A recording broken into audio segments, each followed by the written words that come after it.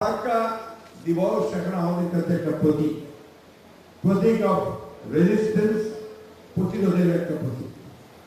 মৌলানা আব্দুল আলিমের ভাষণে যিনি সারা জীবন জনগণের জন্য সংগ্রাম করেছেন, কথা বলেছেন, কখনো ক্ষমতার কাছে চলে যায়নি, ক্ষমতা পৃথিবীতে তাকায়নি কখনো, যে সারা জীবন এই দেশের মানুষের কল্যাণের জন্য কাজ করেছেন। সেই মৌলানা আব্দুল আলিমের ভাষণকে আমি প্রথমেই আন্তরিক শ্রদ্ধা এবং তাকে আমাদের সকলের ভালোবাসা জানতে চাই। মৌলানা আব্দুল আলিমকে বলেছেন সেই দিন যে প্রতিরোধ রচনা করেছিলেন এই দেশের দেশপ্রেমী মানুষদেরকে নিয়ে, দল করতে নিয়ে, তাদের ব্যক্তিত্ব নিয়ে, যাদের অনেকে আজকে উপস্থিত আছেন, তার মূল উদ্দেশ্য ছিল বাংলাদেশের মানুষকে রক্ষা করা। একটা অন্যায়, যে অন্যায়টি প্রতিবেশী দেশ করছে মানুষের উপরে, তার বিরুদ্ধে রুখে দাঁড়ানো। এবং এই অন্যায়টি শুধু একটা ছোটখাটো অপরাধ নয়, অন্যায় নয়, এই অন্যায়টি হচ্ছে বিশাল একটা জনগোষ্ঠীর নিশ্চিন্ত বিরুদ্ধে আন্দোলন। অর্থাৎ আমরা জানি এই গঙ্গা নদী বা পদ্মা নদী, যেটা আমাদের প্রায় 1/3 মানুষের উপর বেশি মানুষকে তার জীবন জীবিকা নিয়ন্ত্রণ করে, জীববৈচিত্র্যকে নিয়ন্ত্রণ করে, সেই বাঁধ ফারাক্কা বাঁধ নির্মিত হলে এই দেশের মানুষের জীবন জীবিকা বিনষ্ট হবে, জীববৈচিত্র্য বিনষ্ট হবে এবং পরিবেশ, সেই পরিবেশ নষ্ট হয়ে যাবে। তখনই সে কথা পেছনে ছিলেন আমাদের দলের প্রতিষ্ঠাতা, আমাদের স্বাধীনতা ঘোষক শহীদ প্রেসিডেন্ট জিয়া রহমান। শহীদ প্রেসিডেন্ট জিয়া রহমান সেদিন সম্ভবভাবে উপলব্ধি করেছিলেন জনগণকে সঙ্গে নিয়ে যদি একটা শক্তি পৃথিবীতে দেখানো যায়, তারপরে তিনি সেটা আন্তর্জাতিক অঙ্গনে তুলে ধরেন, তাহলে অনেক বেশি একটা শক্তিশালী হবে। নিজের ও পরিবারের নিরাপত্তায় সব সময়ই থাকুন আপোষহীন। নিরাপত্তায় আপোষ নয়া, ঘরে রাখুন আরএফএল ল্যাডার।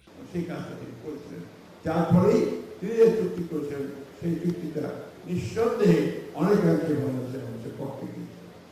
কিন্তু দুর্ভাগ্য আমাদের যে যখন এই চুক্তিটি প্রথম হয়, অর্থাৎ 1973 সালে শেখ মুজিবুর রহমান যখন প্রধানমন্ত্রী, তিনি যখন এই চুক্তি অর্থাৎ ফারাক্কার পানি আসার জন্য অনুমতি দেন, বাঁধ চালু করার অনুমতি দেন, তখন থেকে কিন্তু এই দেশে সর্বনাশ শুরু হয়। আজকে তারপর অনেকবার কষ্ট চেষ্টা হয়েছে, শহীদ প্রেসিডেন্ট জিয়া রহমান চুক্তি করেছেন, পরবর্তীকালে আমাদের দেশের খালেদা জিয়া চুক্তি করেছেন এবং শেখ হাসিনা একটি চুক্তি করেছেন।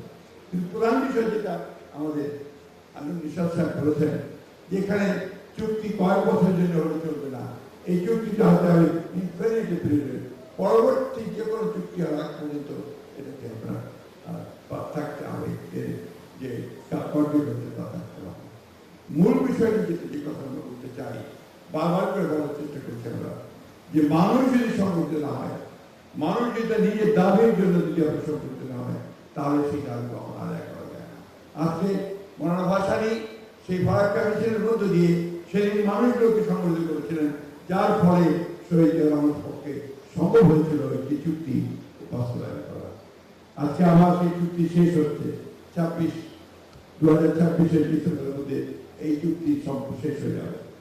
এখন প্রশ্ন এসেছে, যে কথা নিষেধ করলেন, যে এই চুক্তি যদি এক্সটেনশন না হয়, পানি আসার ব্যবস্থা নিশ্চিত না হয়, তাহলে আমরা যে কাজটি এই সরকার করতে যাচ্ছে, আমি ধন্যবাদ দিই আমাদের প্রধানমন্ত্রী জনাব তারেক রহমান সাহেবকে, যে অত্যন্ত দ্রুততার সঙ্গে তার নির্দেশে আজকে পদ্মা ব্যারেজ, আপনারা যাই বলেন, সেই কাজ একটা নির্মিত হওয়ার সিদ্ধান্ত ইতিমধ্যে নিয়ে নেওয়া হয়েছে।